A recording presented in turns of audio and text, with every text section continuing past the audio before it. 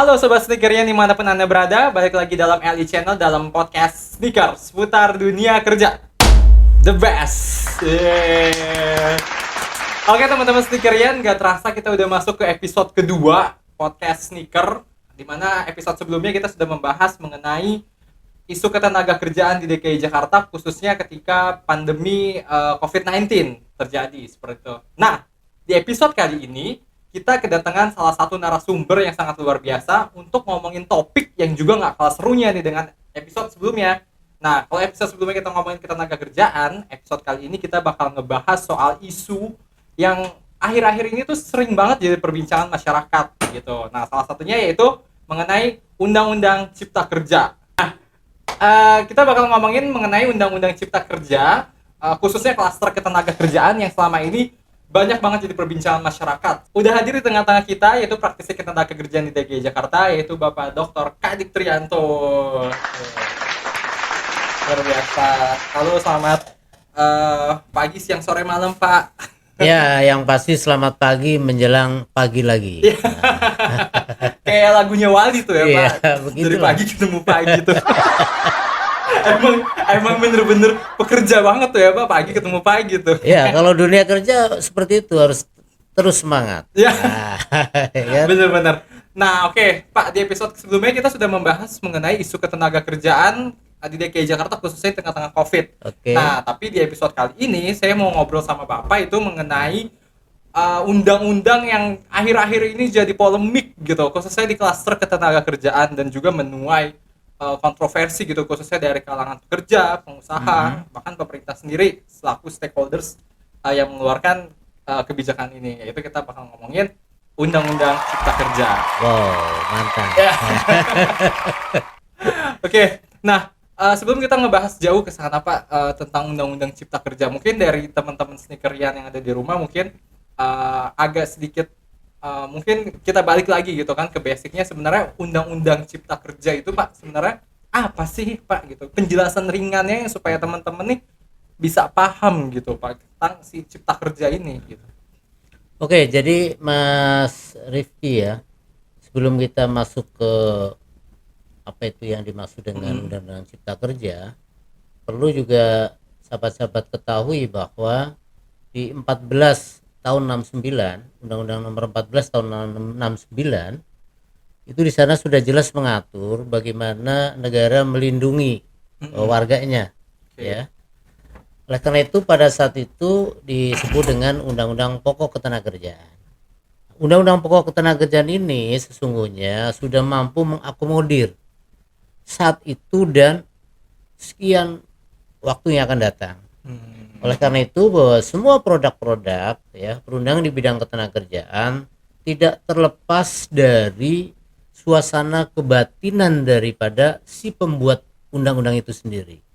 Suasana kebatinan. Ya, suasana kebatinan. Makanya kalau tadi Mas Rifki mengatakan bahwa wah Undang-Undang Cipta Kerja ini seolah-olah nih menimbulkan berbagai kegaduhan. Ya, gejolak gitu Ya, Pak. karena memang semangatnya bahwa semangat Undang-Undang Cipta Kerja ini adalah semangat memperbarui. Ya, bahwa 1469 ya lahir itu karena adanya sebuah kondisi itu namanya revolusi industri pada saat itu. Bagaimana negara hadir melindungi warganya. Kemudian dalam proses perjalanannya begitu banyak perkembangan-perkembangan hukum ya, keinginan-keinginan dari masyarakat pekerja, masyarakat pengusaha, sehingga lahirlah Undang-Undang nomor 13 tahun 2003 tentang ketenagakerjaan. Tetapi itu pun lahir dalam suasana kebatinan politik dan kebatinan masyarakat yang belum tepat karena pada waktu itu kita ada krisis ekonomi. Jadi kalau 1469 itu karena adanya revolusi industri, kemudian 13 2003 lahir karena adanya tekanan-tekanan krisis ekonomi. Nah, semua itu membuat suasana kebatinan dari si pembuat dari undang-undang tadi itu tentunya akan menyesuaikan narasi-narasi pikir, narasi-narasi dari produk hukum itu sendiri.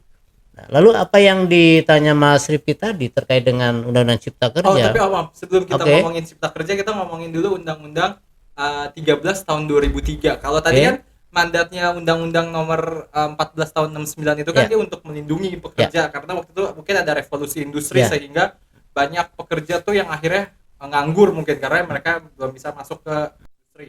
Nah, kalau di tahun Undang-Undang 13. Bukan, jadi di 1469 itu bukan menganggur, justru Hmm, pada saat itu ya, ini kan peralihan ya dari hmm, petani kepada industrialisasi. hmm. Sehingga cenderung bagaimana yang penting masyarakat Indonesia itu bekerja. Tidak Oke. diatur pada waktu itu bagaimana hubungan kerjanya, bagaimana hak dan kewajiban para pihak. Maka para pendiri bangsa ini di tahun 69 melahirkanlah sebuah undang-undang pokok ketenagakerjaan. Begitu Mas Oke, Rifki. jadi karena ada revolusi industri, banyak akhirnya masyarakat dari petani mereka pindah untuk kerja di istilahnya pabrik atau Ya. dunia industri gitu kan, Pak. Dan akhirnya diaturlah bagaimana untuk melindungi bagaimana Ya. hak-hak pekerja ini Betul. seperti itu. Nah, Ya. kalau di nomor 13 tahun 2003 itu gimana tuh, Pak? Apa kebatinan apa yang dilakukan atau yang menjadi suasana kebatinan dari stakeholders pembuat kebijakan itu? Ya, pada saat 13/2003 lahir, suasana kebatinannya adalah bagaimana memperbaiki perekonomian bangsa. Kalau tadi bagaimana mengatur tentang hak dan kewajiban, ya lebih cenderung seperti itu. Tapi di 13/2003 bagaimana ekonomi itu bisa dibangun sehingga lahirlah begitu banyak aturan-aturan terkait dengan masalah ketenagakerjaan. Di Undang-Undang 13/2003 pasalnya begitu banyak, Mas Rifki. Waduh. Dan begitu banyak juga yang sudah dianulir oleh Mahkamah Konstitusi. Itu menunjukkan bahwa suasana kebatinan pada waktu itu terlalu banyak tekanan.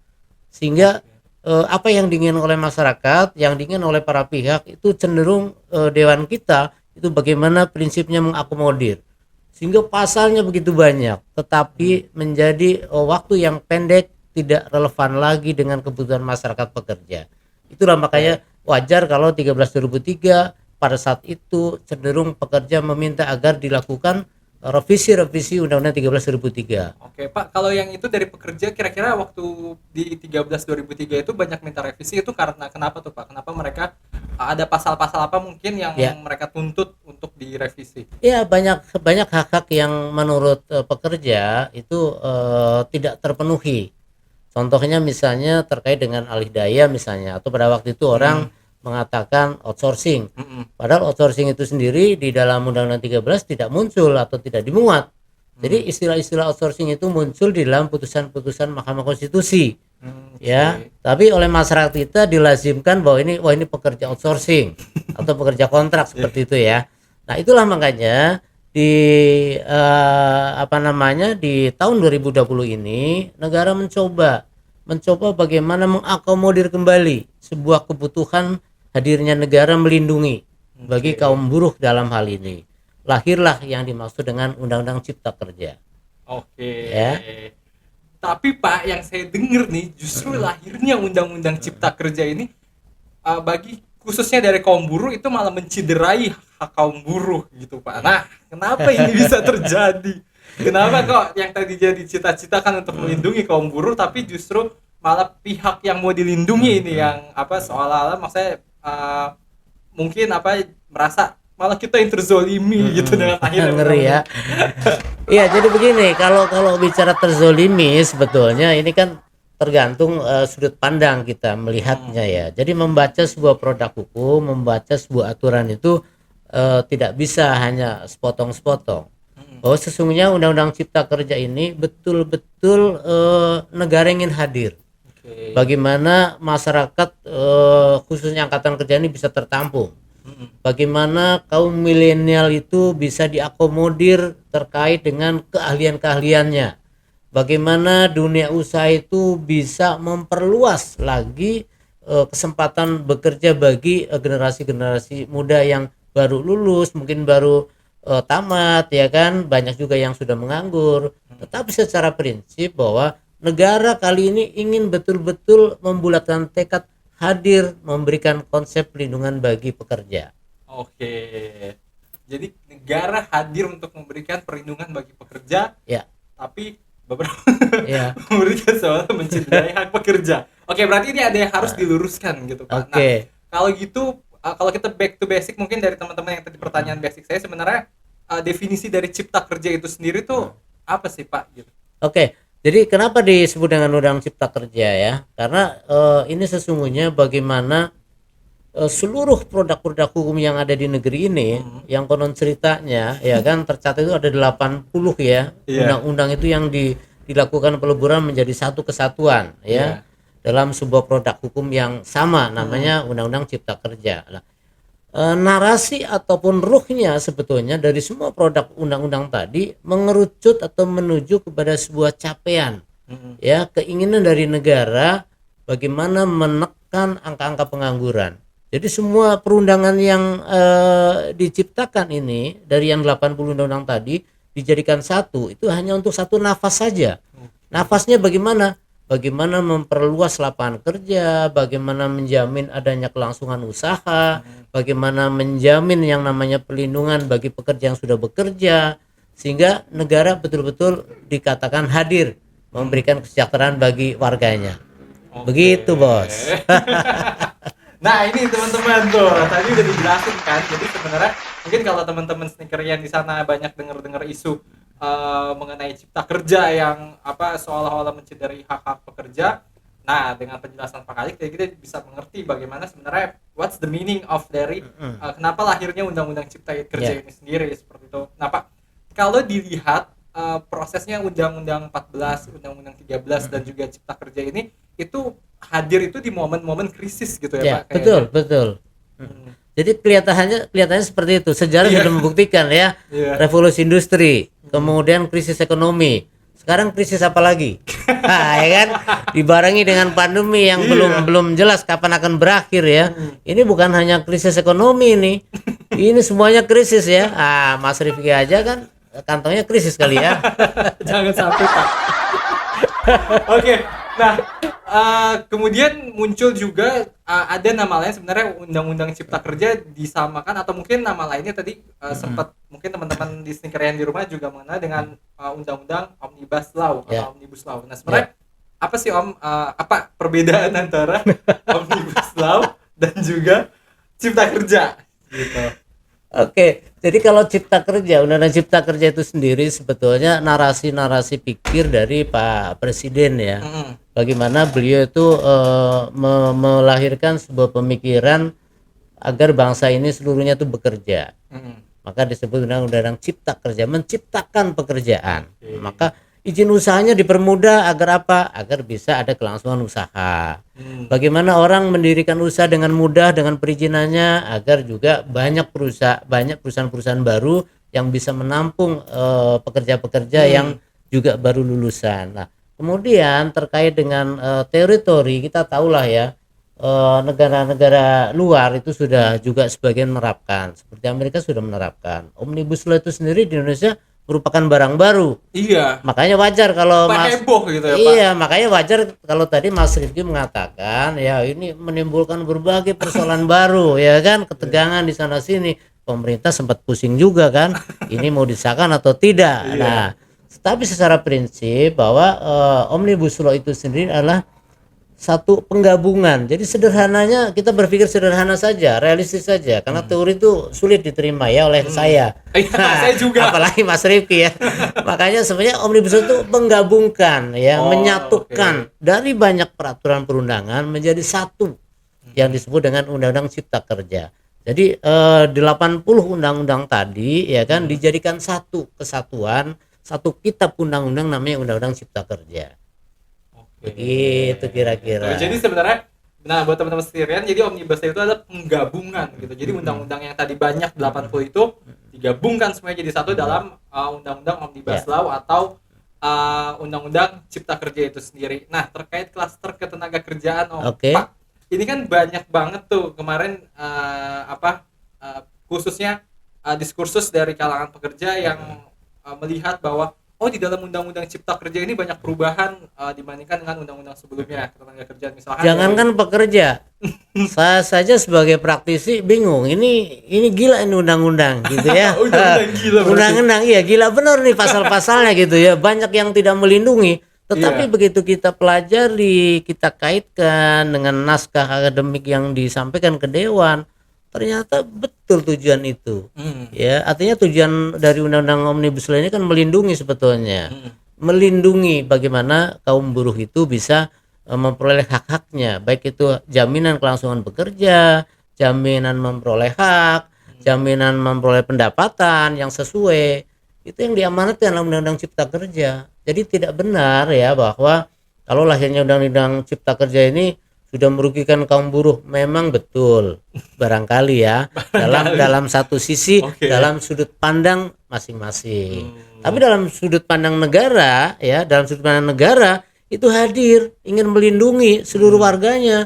Karena kan di pasal 27 udah jelas ya kan, bahwa setiap warga negara berhak memperoleh pekerjaan dan penghidupan yang layak. Nah, artinya disitulah peran daripada negara.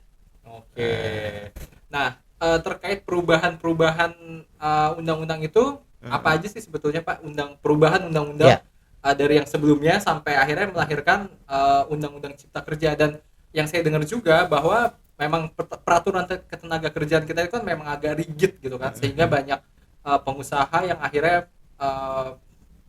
istilahnya hengkang gitu atau cabut dari Indonesia karena peraturan ketenaga kerjaannya terlalu rigid dan segala macam. Nah, sebenarnya ada perubahan omnibus tadi kan penggabungan dan juga sebenarnya terobosan perubahan atau revolusi gitu kan. Nah, sebenarnya perubahan apa aja sih Pak yang kalau terkait dengan masalah ketenagakerjaan kan kita selalu ingat ya bahwa kalau bicara masalah ketenagakerjaan itu adalah segala hal terkait dengan tenaga kerja pada saat sebelum, kemudian sedang dan sesudah.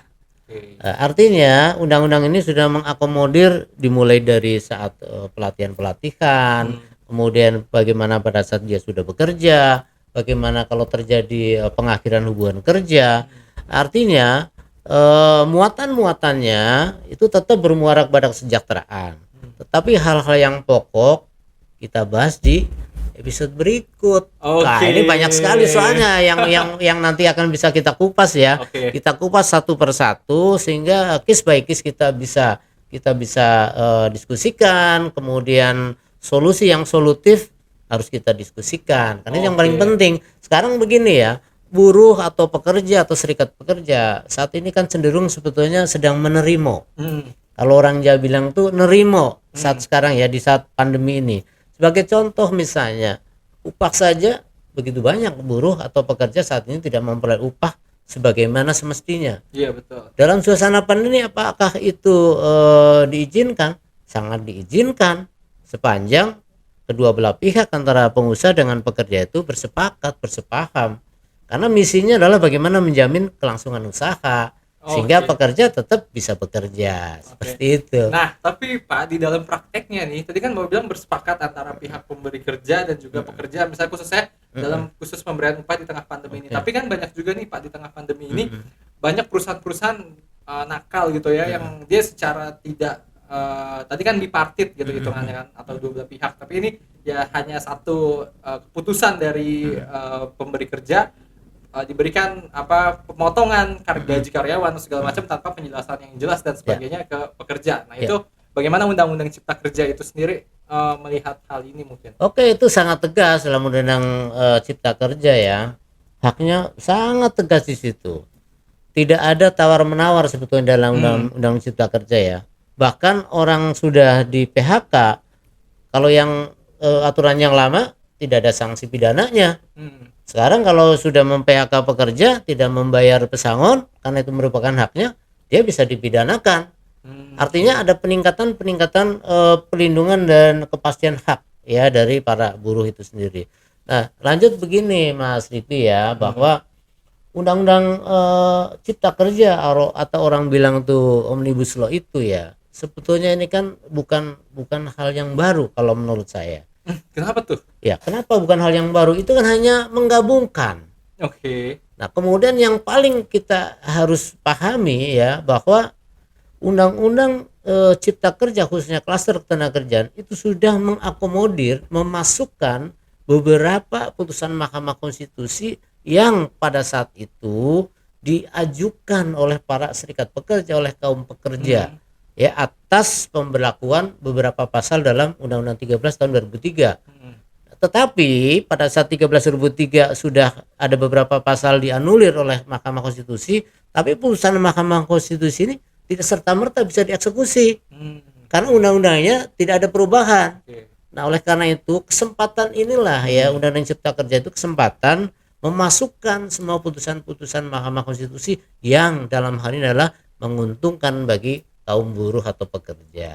Oke. Nah, jadi teman-teman sneakerian, kalau kemarin teman-teman mungkin banyak makan hoax atau berita-berita yang kurang mengenakan tentang Undang-Undang Cipta Kerja ini, nah udah dibahas sama Pak Kadik tentang sebenarnya what's the meaning of dari Undang-Undang Cipta Kerja itu sendiri, dari tadi backgroundnya, latar belakang tentang Undang-Undang Cipta Kerja, tujuan sehingga kenapa akhirnya lahirlah Undang-Undang Cipta Kerja ini yang memang pada prinsipnya itu ya untuk melindungi hak-hak para buruh tadi, sekaligus juga ya tadi tujuannya untuk membuka lapangan pekerjaan seluas-luasnya Dan bagi rekan-rekan Snikaria yang masih Betul. penasaran, boleh tulis tuh, tanya tuh. Nah. Apa lu mau nanya apaan?